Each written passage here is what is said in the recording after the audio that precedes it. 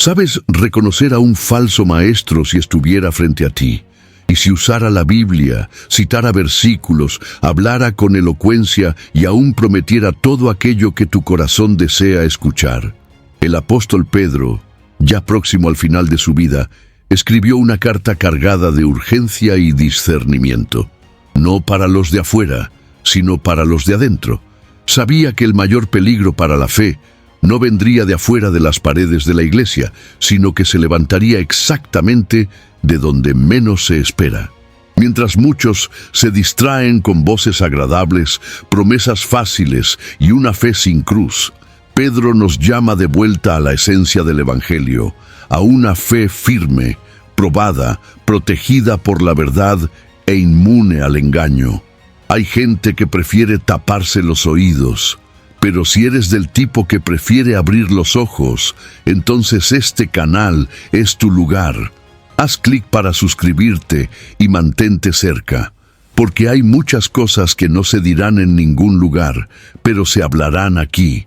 Cuando Pedro escribió su segunda carta, ya sentía que el fin de su jornada terrenal se aproximaba. Era como si el Espíritu de Dios susurrara a su corazón que no había más tiempo para rodeos ni palabras suaves. La urgencia de sus palabras no es de quien busca preservar su reputación, sino de quien quiere proteger el rebaño de Cristo de una amenaza real y creciente. En el capítulo 1 menciona que pronto dejará este cuerpo terrenal, comparándolo con una tienda que está a punto de ser desarmada. Esto revela que cada frase a seguir estaría cargada de peso espiritual e importancia eterna. Pedro no inicia esta carta con lamentos o añoranzas, sino con una alerta. No ignora las persecuciones externas que la iglesia enfrentaba, sino que identifica algo aún más peligroso: los falsos maestros que surgirían dentro de la propia comunidad de fe. La amenaza no vendría de soldados romanos o tribunales imperiales, sino de la corrupción disfrazada de verdad, infiltrándose en los púlpitos y en los hogares, socavando la fe de los incautos. La estrategia del enemigo cambiaba, y Pedro, como pastor celoso, necesitaba despertar a los santos para esta nueva realidad. Su tono firme es el de un centinela que, al avistar el peligro, grita desde lo alto de la torre para que los que están en el valle no perezcan durmiendo. El apóstol no se dirige solo a los líderes o maestros, sino a todos los que recibieron la misma fe preciosa.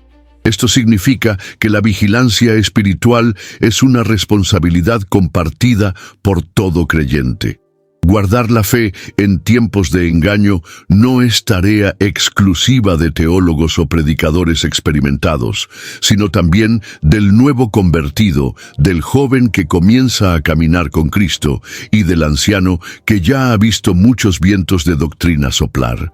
Pedro nos recuerda que todos estamos en pie de igualdad ante la verdad, y por eso todos deben estar atentos, examinando las Escrituras y probando los espíritus. Es en este clima de urgencia y seriedad que se establece el tono de la carta. El apóstol no quiere solo alertar sobre lo que está mal, sino fortalecer a los fieles para que no sean llevados por doctrinas corrompidas. Su intención es equipar a los santos con discernimiento y firmeza, como quien entrega una espada a un soldado a punto de entrar en batalla. Sus palabras tienen el propósito de despertar, sacudir y confrontar, pero siempre con el objetivo de preservar la pureza del Evangelio y la integridad de la fe. El mensaje es claro: el tiempo de la complacencia ha terminado. Al abrir esta carta, somos invitados a salir de la zona de confort espiritual. No se trata de una lectura devocional común, sino de un clamor de despedida, viniendo de alguien que caminó con Jesús, que vio el monte de la transfiguración y que ahora, al final de la vida, nos advierte como un padre celoso. La pregunta que resuena no es solo ¿conoces la verdad?, sino ¿estás vigilando con ella? Pedro nos conduce a un estado de alerta, como quien enciende las lámparas de la casa antes de que la oscuridad tome control. Pedro sabía que para combatir a los falsos maestros, su voz necesitaba ser reconocida como legítima. No bastaba alertar sobre los peligros si su autoridad como apóstol no fuera claramente reafirmada. Por eso, inicia la carta no solo como Pedro, sino como Simón Pedro, siervo y apóstol de Jesucristo. Al unir los dos títulos, siervo y apóstol, revela tanto su humildad como su autoridad. No habla por sí mismo, sino como alguien comisionado directamente por Cristo, cuya palabra lleva peso doctrinal y espiritual. Esta doble identidad es esencial para entender la fuerza del mensaje que sigue. Pedro no se presenta como un líder humano tratando de preservar una institución, sino como alguien que sirve al Señor y que representa su voluntad. No está defendiendo una tradición religiosa, sino protegiendo la verdad revelada por Dios. Su autoridad no se basa en popularidad, elocuencia o carisma, sino en el llamado directo que recibió del propio Cristo cuando fue restaurado a las orillas del mar de Galilea tras la resurrección. Juan capítulo 21, versículos 15 al 17. La fuerza de su autoridad se muestra también en la forma en que confronta las falsas doctrinas. Pedro no debate con especulaciones filosóficas o razonamientos humanos. Contrapone las enseñanzas falsas con la verdad que recibió de manera directa, por experiencia y revelación. Fue testigo ocular de la gloria de Cristo en el monte de la Transfiguración. Oyó la voz que venía del cielo y presenció milagros incontestables. Esto hace que su palabra lleve más que opinión, transmite revelación. No hay comparación entre quien habla de Cristo por oídas y quien lo conoció personalmente y fue moldeado por él. Esta autoridad también se manifiesta en la valentía con la que Pedro escribe. En lugar de suavizar el mensaje para no ofender, nombra el mal, denuncia el error y alerta sobre las consecuencias eternas de seguir a falsos maestros. No hay diplomacia en el trato con el engaño espiritual. Pedro entiende que las almas están en riesgo y por eso habla como quien intenta impedir que alguien caiga en un abismo. Su celo no es institucional, sino pastoral. Su pasión no es por reputación, sino por salvación. Lo que Pedro nos enseña con su ejemplo es que en tiempos de confusión doctrinal necesitamos reconocer y valorar la autoridad legítima que viene de la fidelidad a Cristo. En un mundo saturado de opiniones y revelaciones autodeclaradas, la autoridad apostólica nos llama de vuelta a la base, la palabra de Dios, fielmente transmitida por hombres que, como Pedro, estuvieron dispuestos a dar la vida por la verdad. Reconocer esa autoridad no es idolatrar a los líderes, sino someterse a la verdad que los formó. Pedro dirige su carta a aquellos que alcanzaron fe igualmente preciosa. Al usar esa expresión, establece un vínculo profundo con sus lectores, mostrando que la fe que poseen es de la misma naturaleza y valor que la de los apóstoles. No hay fe de segunda categoría para los creyentes comunes. La fe salvadora que nos une a Cristo es un don precioso concedido igualmente a todos los que creen. Ese punto es esencial, pues nos recuerda que el punto de partida de la vida cristiana es un regalo divino y no un mérito humano. Esa fe no surge por casualidad, sino por la justa acción de Dios. Pedro afirma que fue recibida por la justicia de nuestro Dios y Salvador Jesucristo. O sea, no se trata de un esfuerzo propio o de un entendimiento adquirido por mérito intelectual, sino de una obra graciosa del Señor. Esto nos protege de dos trampas: la arrogancia espiritual, que presume superioridad a causa de la fe, y el desánimo, que hace que algunos se sientan inferiores por no ser como los grandes hombres de Dios. La fe preciosa iguala a todos los creyentes ante la cruz. Pedro entonces desea que la gracia y la paz sean multiplicadas en el pleno conocimiento de Dios. Aquí indica que la fe no es un punto final, sino el inicio de una jornada profunda y progresiva. Conocer a Dios no es solo un acto intelectual, sino una experiencia relacional. Y este caminar con el Señor se profundiza a medida que nos rendimos a su palabra y permitimos que la gracia moldee nuestro carácter. La fe, que es preciosa, también necesita ser nutrida diariamente, con oración, comunión y obediencia. El apóstol sigue diciendo que todas las cosas que pertenecen a la vida y piedad nos han sido dadas por el conocimiento de aquel que nos llamó por su gloria y virtud. Esto nos recuerda que no nos falta recurso espiritual alguno para vivir de forma santa en medio del caos. La misma fe que nos salvó es la que nos sostiene. Dios ya ha puesto a disposición todo lo que necesitamos para permanecer firmes, siempre que nos aferremos al conocimiento de Cristo y rechacemos las influencias que contradicen su verdad. La jornada espiritual, por tanto, comienza con fe, pero no termina en ella. Pedro nos apunta a un proceso de crecimiento constante, donde el fundamento es la fe recibida, pero la construcción implica virtudes, conocimiento y dominio propio. Esta progresión no es automática ni mágica, sino fruto de una vida intencional de devoción. Mantener la fe en medio de los falsos maestros exige recordar de dónde venimos, valorar lo que recibimos y avanzar con firmeza hacia la madurez. Antes de seguir, déjame preguntarte algo. ¿Cuál fue la primera verdad de la fe que realmente te impactó? Esa que te hizo entender que estabas ante algo eterno. Escribe en los comentarios. Será muy bueno ver lo que Dios ya te reveló al inicio de tu caminar. Pedro, tras enfatizar la fe como punto de partida, nos presenta un camino de crecimiento espiritual que implica esfuerzo, disciplina y propósito. Él instruye que debemos añadir a nuestra fe la virtud y a la virtud el conocimiento.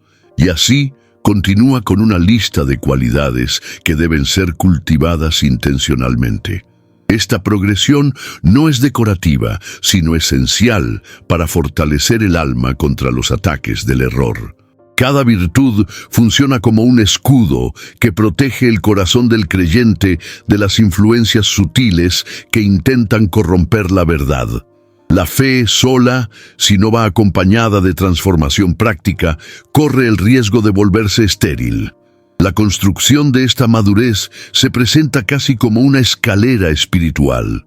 Comienza con la virtud, que representa la integridad del carácter, y pasa por conocimiento, dominio propio, perseverancia, piedad, fraternidad y amor. Este orden no es aleatorio. Pedro está mostrando que la fe verdadera genera frutos concretos y que la ausencia de esos frutos puede ser señal de estancamiento o incluso falsedad. El crecimiento espiritual no ocurre por ósmosis o por el simple paso del tiempo en la iglesia. Exige dedicación activa a la santidad, como alguien que entrena diariamente para mantenerse apto en un campo de batalla. Hay una urgencia en lo que escribe Pedro. No está sugiriendo estas virtudes como buenas prácticas opcionales, sino como barreras contra el engaño. La ausencia de esos elementos en la vida de un creyente lo vuelve vulnerable a los falsos maestros que explotan la ignorancia, la impulsividad y la falta de amor. Cuando un cristiano se distancia del dominio propio, por ejemplo, se convierte en presa fácil de doctrinas que apelan a los deseos carnales. Sin perseverancia, cualquier viento de novedad puede desviar su camino. Pedro quiere que sus lectores comprendan que estas virtudes no son solo una marca de madurez, sino instrumentos de defensa espiritual. Él también hace una advertencia fuerte. Aquellos que no poseen estas cualidades se vuelven ciegos, viendo solo lo que está cerca, olvidándose de la purificación de sus antiguos pecados. Esta declaración, registrada en 2 Pedro capítulo 1, versículo 9, revela que descuidar la práctica de las virtudes es regresar a la ceguera espiritual. El cristiano que abandona este proceso de crecimiento pierde claridad sobre su identidad en Cristo y se vuelve espiritualmente miope. Mantener la fe, por tanto, no es solo resistir el error, sino desarrollar un carácter que naturalmente repele la falsedad por estar profundamente enraizado en la verdad. Las virtudes que menciona Pedro no son solo recomendaciones morales, forman una armadura interior que ciega el alma contra los ataques del engaño. En un tiempo en que muchos se dejan llevar por discursos bonitos y experiencias místicas desconectadas de la verdad bíblica, cultivar estas virtudes es una forma de permanecer lúcido y firme.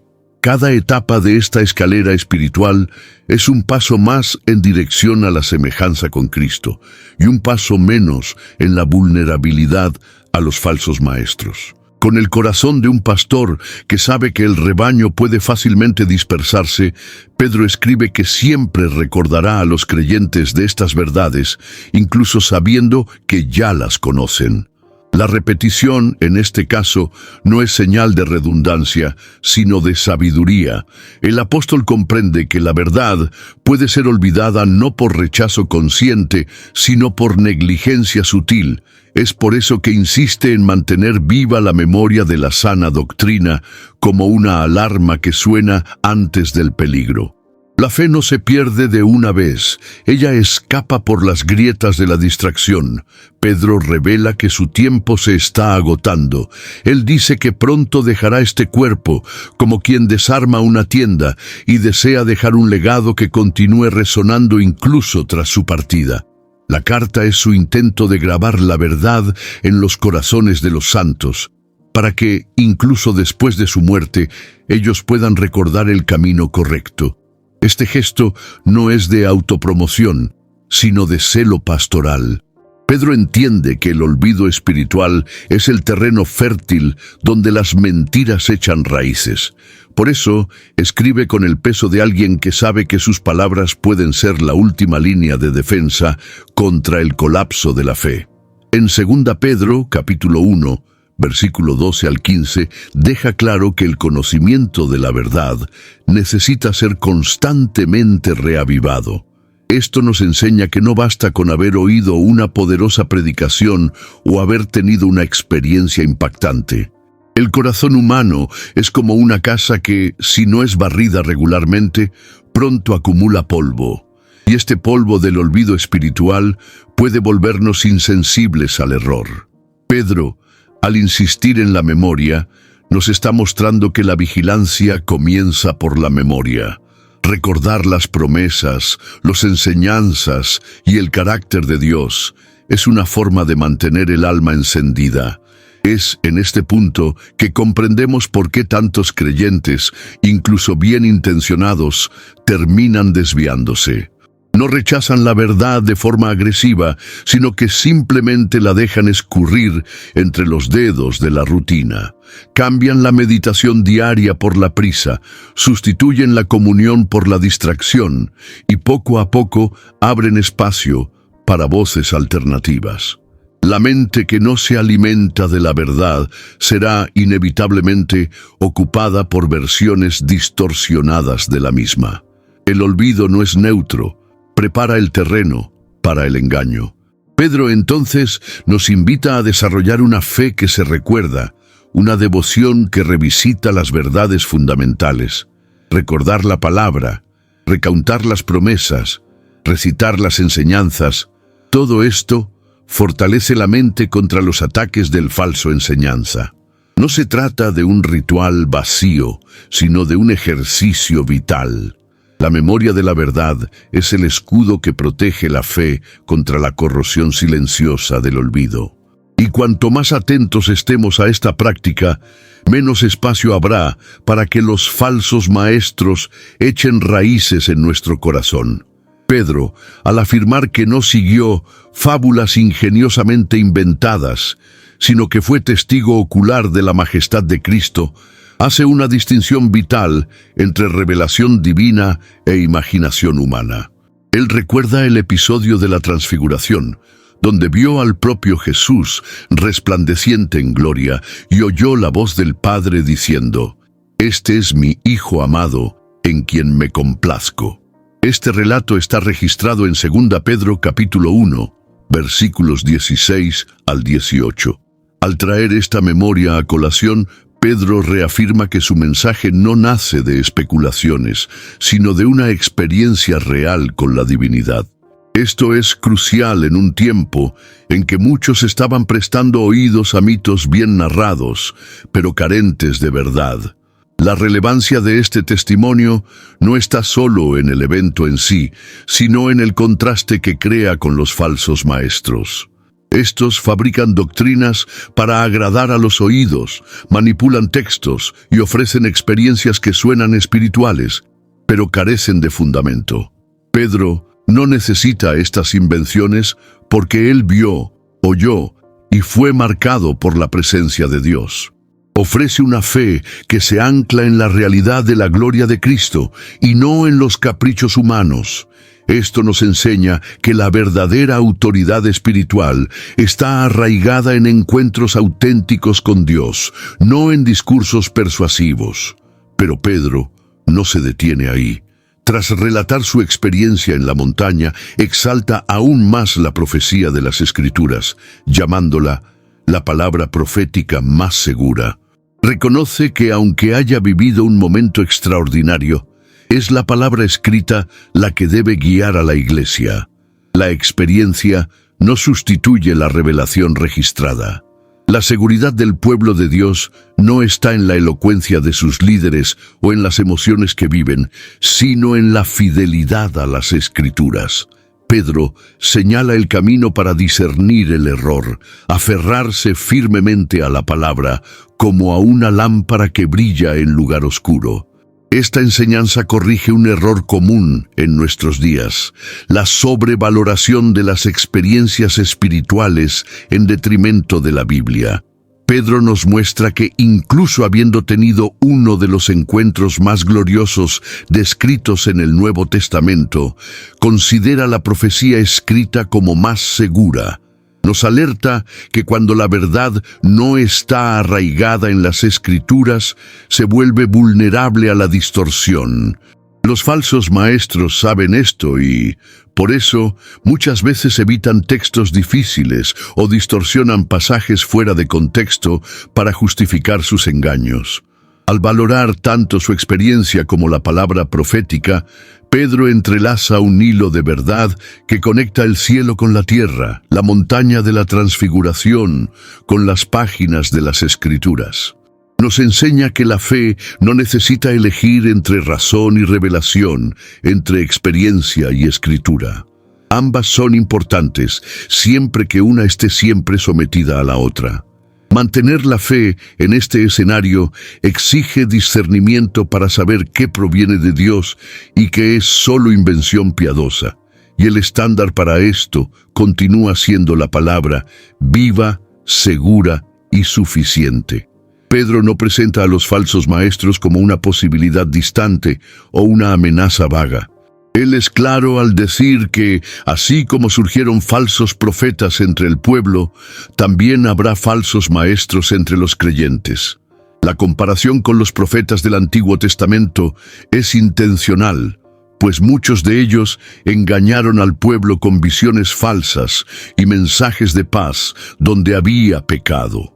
En 2 Pedro capítulo 2, versículo 1, él afirma que estos maestros introducirían herejías destructoras de forma disimulada, negando hasta el mismo Señor que los rescató. Se trata de un ataque interno, sigiloso, que mina la fe por dentro. El término herejías destructoras no se refiere solo a diferencias teológicas menores, sino a doctrinas que llevan a la perdición. Son como veneno disfrazado de alimento. Los falsos maestros se infiltran con discursos suaves, aparentando piedad, pero distorsionando la esencia del Evangelio. Pedro no está preocupado con debates académicos, sino con la salvación de las almas. Él denuncia que tales hombres transforman la gracia en libertinaje, relativizan el pecado, banalizan la cruz y exaltan al hombre en lugar de a Dios. La apariencia de espiritualidad es el disfraz ideal para quienes pretenden manipular corazones vulnerables. El impacto de estas doctrinas va más allá del campo teológico.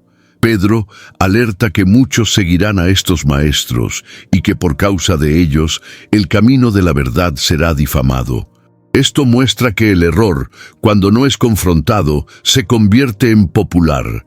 La popularidad, inclusive, es una de las trampas más eficaces en la propagación de la falsedad. Cuando algo se convierte en aceptado por muchos, es común que los demás asuman su veracidad sin examinar las Escrituras. Pedro sabía que el atractivo emocional y el carisma de estos hombres seducirían a muchos, principalmente a aquellos que no tienen raíces firmes en la verdad. Él aún denuncia que la motivación de estos maestros no es el amor por la verdad, sino la avaricia.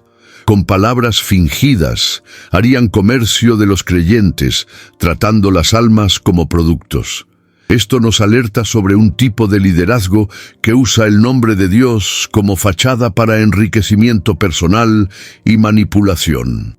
La fe se convierte en moneda, los dones espirituales se convierten en espectáculo y la iglesia se transforma en mercado. Pedro escribe con indignación, no solo por causa de la herejía, sino por el efecto devastador que ella produce en la vida espiritual del pueblo. La denuncia hecha por Pedro nos desafía a ser criteriosos en a quién escuchamos, seguimos y permitimos influir en nuestra fe. La verdad bíblica no cambia, incluso si la cultura se transforma y las predicaciones se vuelven más agradables. El creyente que desea guardar su fe en tiempos de confusión necesita tener discernimiento para identificar la doctrina del error, aun cuando venga acompañada de promesas, señales y multitudes. La verdad, muchas veces, es silenciosa e impopular, pero es en ella que está la vida. Pedro no solo alerta sobre la existencia de los falsos maestros, sino que también describe sus características con precisión casi quirúrgica. Él los retrata como personas que desprecian la autoridad, son audaces y arrogantes, y que, aún sin entendimiento, hablan con presunción sobre cosas celestiales. En 2 Pedro capítulo 2, versículo 10, él los llama atrevidos y obstinados, gente que no tiembla al insultar seres celestiales. Este perfil nos revela algo importante. El falso maestro no es solo alguien con doctrina errónea, sino alguien con un carácter deformado. Un rasgo común es la arrogancia espiritual. Estos maestros se consideran por encima del juicio intocables, dueños de revelaciones superiores. No se someten a ninguna autoridad. No rinden cuentas a nadie y crean sus propias doctrinas basadas en interpretaciones privadas. El orgullo es la raíz de su actuación, y esto los lleva a desacreditar a quienes los confrontan, ridiculizar las enseñanzas tradicionales de la fe y presentarse como los únicos portadores de la verdad. Esta postura atrae seguidores carentes de identidad, que confunden autoridad con altivez. Otra característica notable es el uso de la sensualidad como herramienta de manipulación. Pedro afirma que ellos siguen los deseos impuros de la carne y seducen con deseos libertinos a los que estaban casi escapando de aquellos que viven en el error. La seducción puede ser física, emocional o doctrinaria. Los falsos maestros saben que el pecado, cuando se maquilla de libertad, se vuelve atractivo. Predican un evangelio sin arrepentimiento, donde todo está permitido en nombre del amor y de la gracia. Pero esta gracia distorsionada se convierte en una prisión disfrazada de libertad. Pedro también apunta a la lengua de estos hombres. Hablan con pompa, hacen promesas grandiosas, encantan con palabras que inflaman el ego y provocan la emoción. Sin embargo, sus palabras están vacías de verdad y repletas de engaño. Ofrecen soluciones rápidas, experiencias sobrenaturales y acceso directo a bendiciones, pero siempre con un costo: la sumisión a su autoridad. Este patrón es visible a lo largo de la historia de la Iglesia y permanece actual, especialmente en las plataformas digitales donde el carisma muchas veces se confunde con unción. El apóstol cierra esta descripción con una advertencia: su condenación desde hace mucho tiempo no tarda y su destrucción no duerme. Aunque parezcan prosperar, su fin está sellado. Pueden ilusiones durante un tiempo, pero jamás escaparán del justo juicio de Dios. Para el creyente vigilante, esta descripción sirve como un espejo. Debemos examinar a quienes seguimos y, aún más, examinar a nosotros mismos para que ningún rasgo de esta falsedad encuentre abrigo en nuestro corazón. Guardar la fe también significa rechazar la apariencia de piedad cuando ella niega su poder. Una de las mayores armas de los falsos maestros descritos por Pedro es la habilidad de hablar lo que las personas quieren oír. No confrontan el pecado, sino que lo maquillan. No llaman al arrepentimiento, sino a la autoindulgencia. Sus palabras suenan dulces, pero esconden amargura. En 2 Pedro capítulo 2, versículo 18, él afirma que esos hombres profieren palabras jactanciosas y vanas para atraer a los que ya habían escapado de los errores. En otras palabras, su lenguaje es refinado, pero su intención es venenosa. La falsa enseñanza no comienza gritando herejía, sino susurrando promesas de bienestar. Estos discursos agradables se aprovechan de la fragilidad humana. Quien está cansado, herido o espiritualmente inmaduro se convierte en un blanco fácil. Promesas de prosperidad inmediata, vida sin sufrimiento y bendiciones sin santificación seducen a quienes no conocen la verdad o a quienes ya están titubeantes en la fe. El problema no es el tono del mensaje, sino su contenido. Muchos confunden amabilidad con verdad, pero Pedro nos muestra que la verdad bíblica, aunque liberadora, a menudo confronta, disciplina y exige renuncia. El apóstol también denuncia que, detrás de estas palabras seductoras, hay una intención de esclavizar. Los falsos maestros prometen libertad, pero son ellos mismos esclavos de la corrupción. Esto revela la mayor paradoja. Aquel que dice liberar es en realidad prisionero. Y quien lo sigue pensando estar encontrando alivio, acaba entrando en una prisión aún más profunda. La libertad prometida por ellos es solo la licencia para continuar pecando sin culpa. Un evangelio sin cruz, sin quebrantamiento y sin transformación. Además, Pedro alerta sobre el poder de la repetición. Los falsos maestros refuerzan continuamente las mismas promesas, crean mantras, lemas espirituales y alimentan las emociones con palabras que, de tanto ser escuchadas, comienzan a parecer verdad. Ellos saben que la mente humana, cuando está expuesta repetidamente a un mensaje, tiende a aceptarlo como real. Este patrón es visible no solo en sectas y movimientos extremos, sino también en discursos sutiles que diluyen el evangelio hasta que se vuelve irreconocible. Para resistir la seducción del discurso agradable, el creyente necesita amar la verdad más que amar el confort. Esto exige madurez espiritual, discernimiento y valentía. No todo lo que suena bonito es bíblico. No todo lo que consuela es santo. Pedro nos llama a buscar una fe fundamentada en las Escrituras, capaz de discernir entre el hablar que edifica y el hablar que destruye. Guardar la fe es también proteger los oídos, porque lo que oímos, si no es filtrado por la verdad, acabará moldeando lo que creemos. Pedro revela una de las ironías más peligrosas de la falsa enseñanza. Se presenta como libertador, pero aprisiona el alma. En 2 Pedro capítulo 2, versículo 19, él escribe que los falsos maestros prometen libertad. siendo ellos mismos esclavos de la corrupción. Es como un guía ciego que asegura conocer el camino, pero camina rumbo al abismo. Estos hombres ofrecen un evangelio sin cruz, sin renuncia, sin transformación, un Cristo moldeado a la imagen de las pasiones humanas. Y lo que parece libertad se convierte en una cadena invisible, difícil de romper. Esta esclavitud espiritual no siempre es percibida de inmediato. Se establece gradualmente, a medida que la verdad es relativizada y los deseos ganan estatus de derecho espiritual. El individuo comienza creyendo que puede vivir como quiera, sin consecuencias, y termina completamente sumiso a un sistema de mentira. Pedro describe esta condición como estar dominado por aquello que lo sedujo.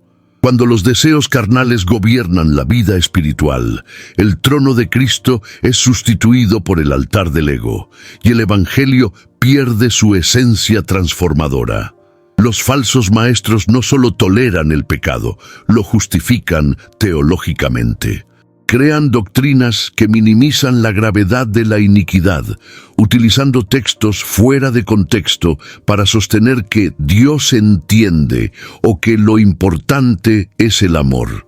Este mensaje atrae, pues consuela al pecador sin desafiarlo a cambiar. Pero Pedro denuncia que, detrás de esta apariencia de inclusión y compasión, hay una manipulación espiritual que busca controlar, no liberar. La gracia barata es uno de los instrumentos más eficaces para esclavizar corazones. Pedro se asegura de mostrar que quien ya conoció la verdad y vuelve al error, se encuentra en una condición aún peor. Él escribe que sería mejor que nunca hubieran conocido el camino de la justicia que después de conocerlo se desvíen. Esta advertencia está registrada en 2 Pedro capítulo 2, versículo 21, y muestra que la falsa enseñanza es más peligrosa para los que ya han sido iluminados. Estos no solo se alejan, sino que endurecen su corazón, volviéndose cínicos y resistentes a la corrección. La esclavitud, en este caso, no es solo moral, sino espiritual y emocional. Al final, la libertad que Cristo ofrece es liberación del pecado, no permiso para continuar en él. La verdadera gracia nos capacita para vencer las cadenas que antes nos aprisionaban. Por eso, guardar la fe en medio de los falsos maestros exige reconocer cuando la libertad ofrecida es solo una nueva forma de cautiverio. El Evangelio de la cruz confronta, transforma y libera de verdad. Cualquier mensaje que no nos llame al arrepentimiento, a la santidad y a la obediencia está, en realidad, construyendo prisiones disfrazadas de promesas. Pedro no deja margen para dudas sobre el destino de los falsos maestros. El juicio de Dios está reservado para ellos y no tardará. Él declara que la condenación de ellos no será tardía y su destrucción no duerme. 2 Pedro capítulo 2, versículo 3. Este lenguaje expresa la certeza y la inmediatez del castigo divino. Aunque a veces parece que prosperan, que son aplaudidos y seguidos por multitudes, Pedro deja claro que Dios está atento y que la justicia celestial nunca falla, incluso cuando tarda según los patrones humanos. Para reforzar esta verdad, él recuerda 3 episodios del Antiguo Testamento. Primero, los ángeles que pecaron y fueron arrojados al infierno, guardados en cadenas para el juicio. Después, la generación de Noé, destruida por el diluvio a causa de la corrupción generalizada. Y, por fin, Sodoma y Gomorra, ciudades arrasadas por el fuego debido a su depravación. Estos ejemplos, mencionados en 2 Pedro capítulo 2, versículos 4 al 6, no son solo ilustraciones históricas, son advertencias proféticas de que el mismo Dios que salvó a Lot, justo entre los perversos, también sabe reservar el castigo para los impíos. El juicio divino no es una amenaza vacía, sino una respuesta al rechazo de la verdad y a la destrucción de las almas. Los falsos maestros no son solo engañados, Ellos engañan deliberadamente, corrompen a otros y se burlan de la santidad de Dios. Lo que está en juego no es solo una interpretación equivocada, sino una guerra espiritual contra la verdad. Pedro ve en estos hombres instrumentos del mal, usados para diseminar tinieblas donde debería haber luz. Ellos no solo caen, arrastran a otros consigo, pero en medio de este sombrío panorama, Pedro ofrece esperanza. Él recuerda que Dios libró al justo Lot, atribulado por el comportamiento libertino de su generación. Esta mención es más que un detalle, es un aliento. Incluso rodeado por la corrupción, el justo puede ser preservado. Esto nos muestra que el juicio de Dios es selectivo. Él sabe cómo castigar a los impíos y librar a los fieles. La fidelidad en medio de la perversión es posible, aunque cueste persecución, aislamiento o desprecio. Al abordar el juicio, Pedro no está solo revelando el fin de los falsos maestros, sino llamando a la iglesia a la sobriedad. El temor del Señor es uno de los guardianes de la fe. Saber que Dios es justo nos ayuda a resistir la seducción del error y a permanecer firmes en la verdad, incluso cuando es impopular. El juicio de Dios no debe ser motivo de desesperación, sino de reverencia. Y esa reverencia es un ancla para aquellos que desean mantener la fe viva, íntegra e irreprensiblemente ante un mundo que se desvía.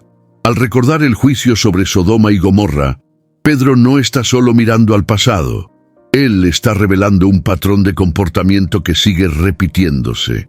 Estas ciudades no fueron destruidas solo por inmoralidad sexual, sino por toda una cultura de arrogancia, desprecio por Dios y opresión al justo.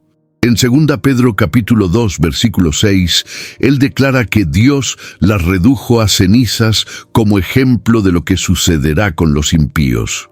La ruina de estas ciudades no fue un accidente de la historia, sino un mensaje grabado en el tiempo para advertir a todas las generaciones futuras.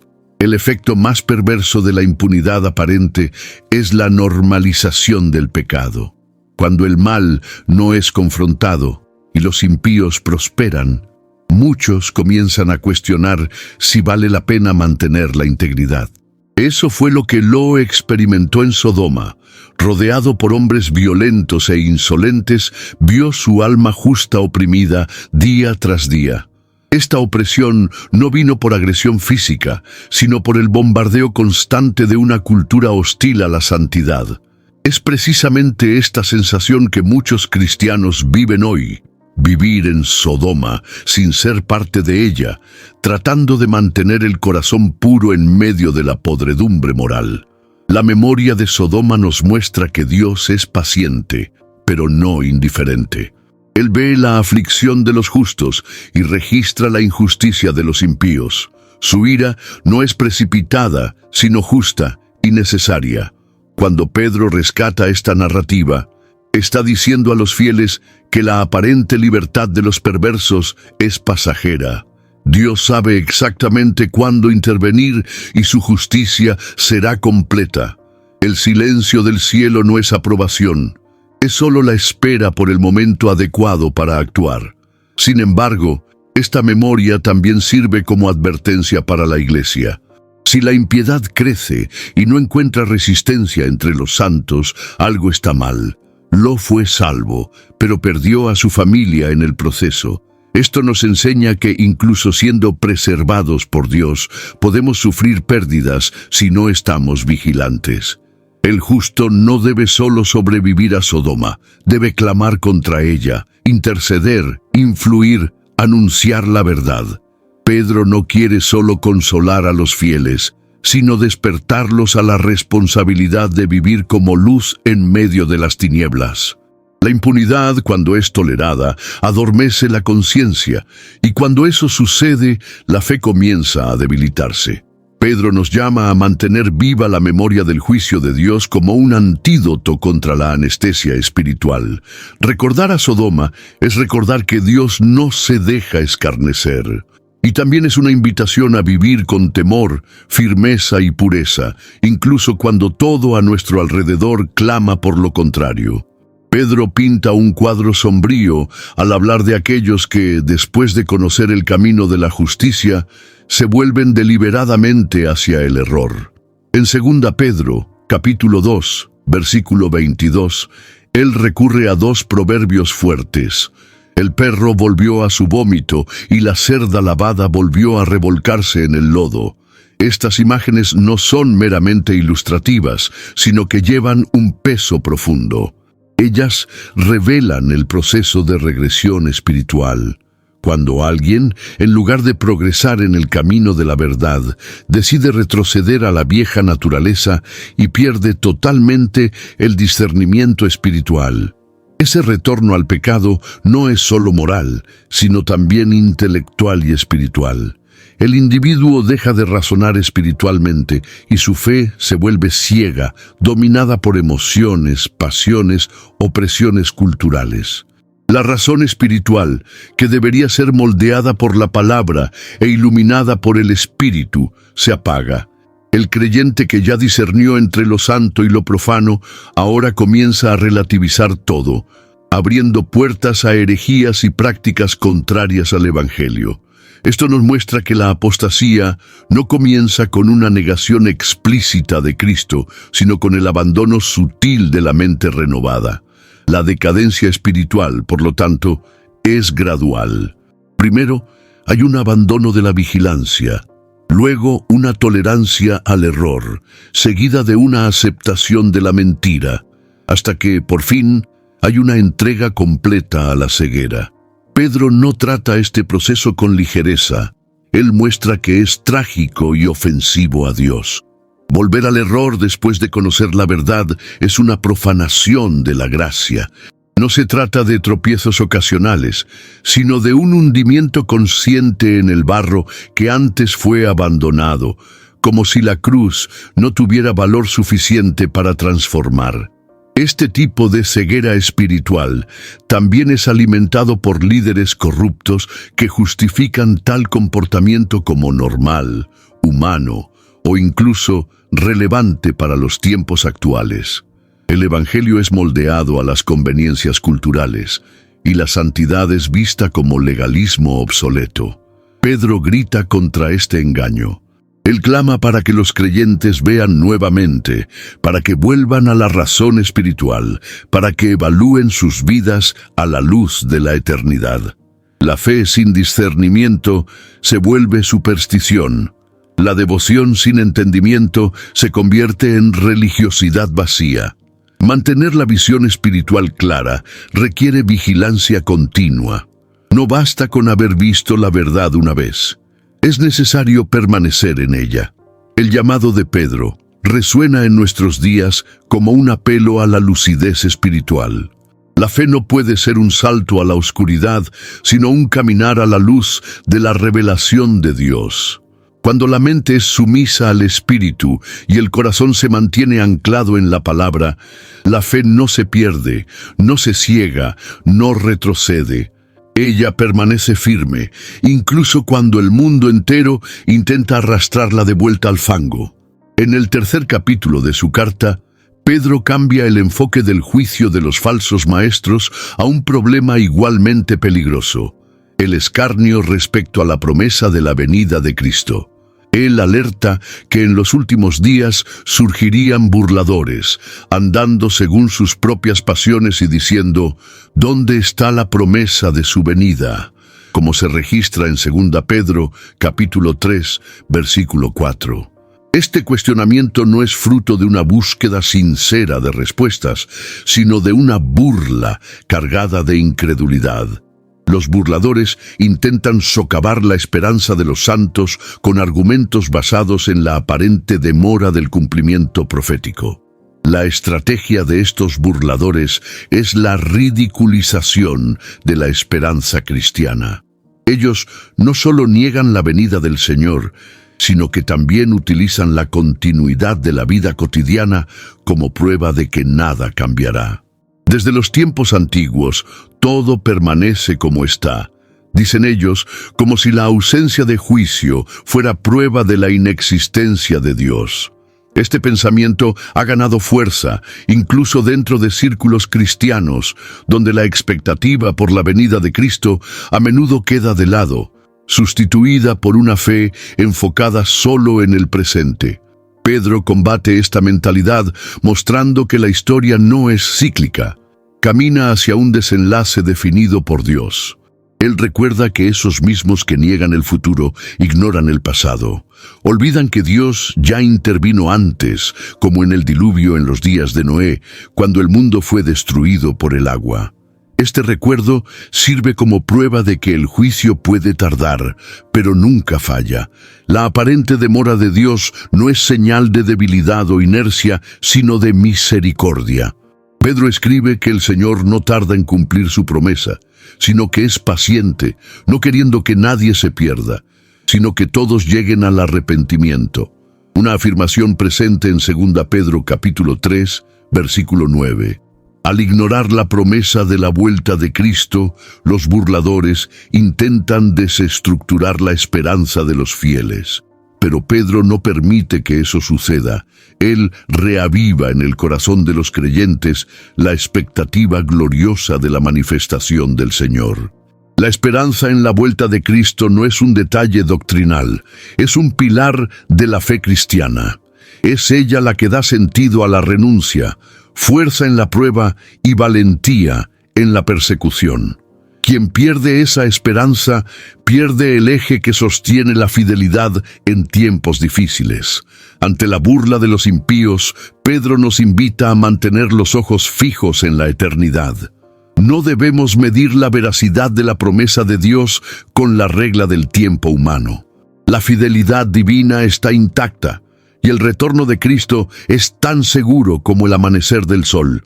Mantener la fe también es preservar la esperanza, y esta esperanza necesita ser más fuerte que la burla, más firme que las estadísticas y más ardiente que cualquier pasión del presente siglo.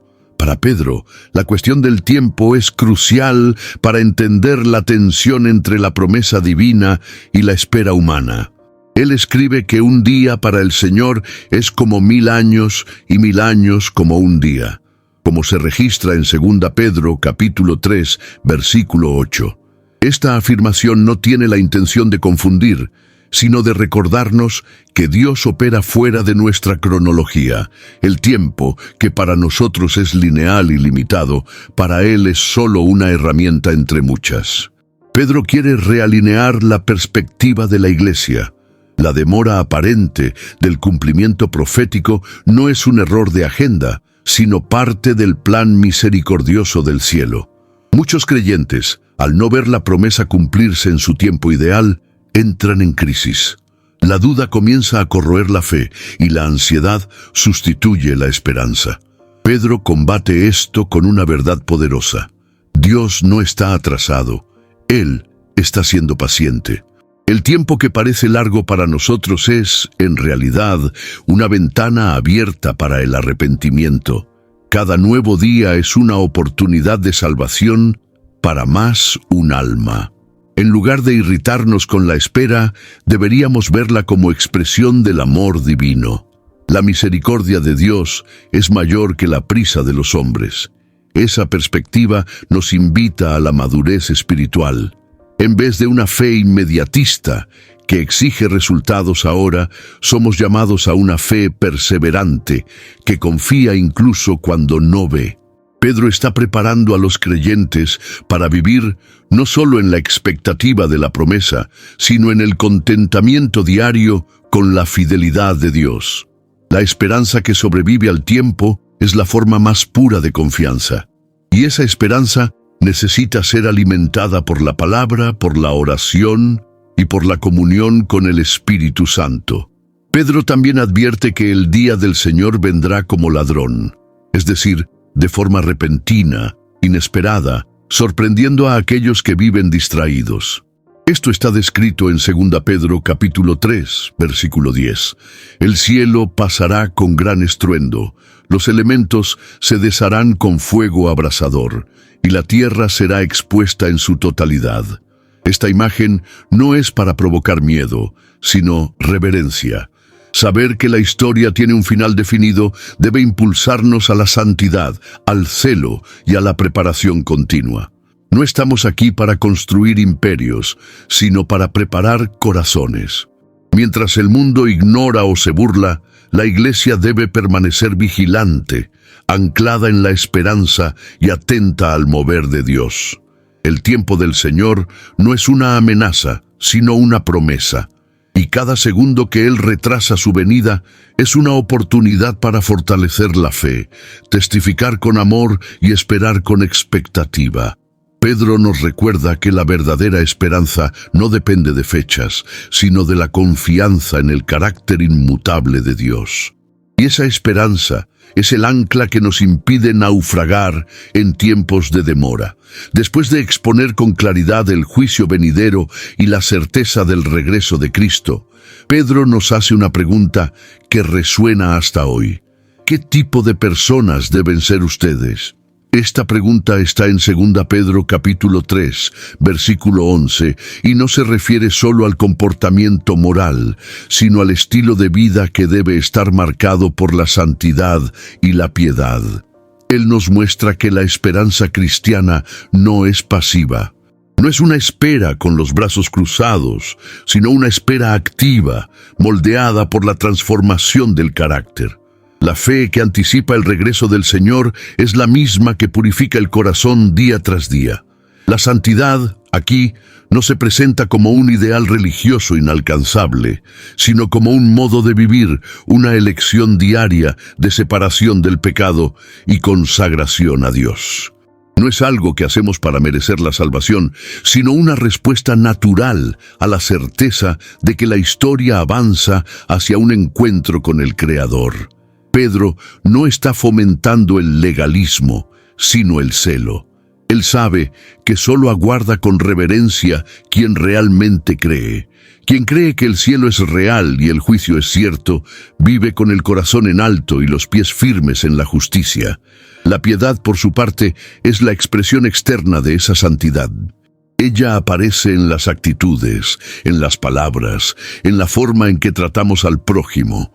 No se trata de religiosidad mecánica, sino de una vida sensible a la presencia de Dios en todos los aspectos de la vida. El piadoso vive con la eternidad en mente y sus decisiones reflejan esa conciencia. Pedro nos llama a esta vida coherente, donde lo que creemos influye directamente en cómo vivimos. El verdadero cristiano es aquel cuya esperanza en el futuro santifica el presente. Esta preparación activa también implica el deseo por la venida del Señor.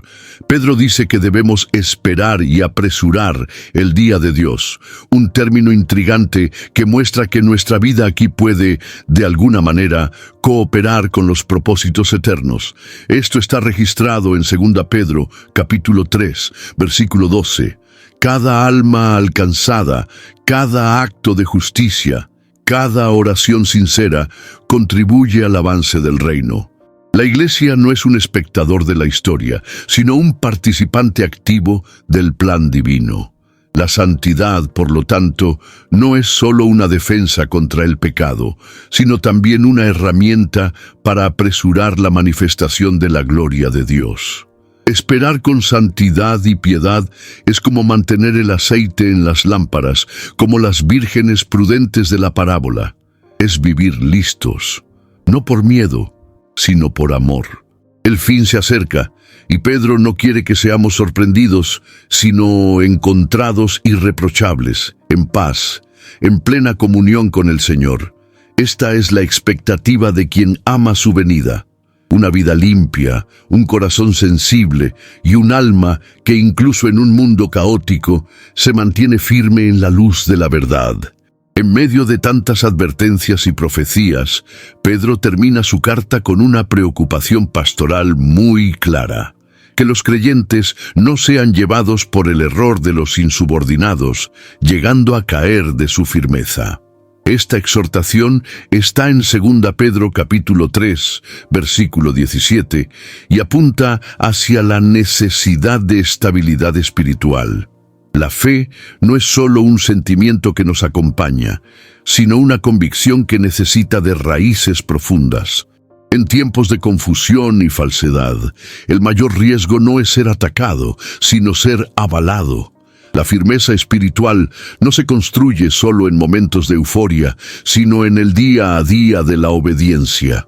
Pedro habla de creyentes que ya estaban firmes, pero que corrían el riesgo de caer.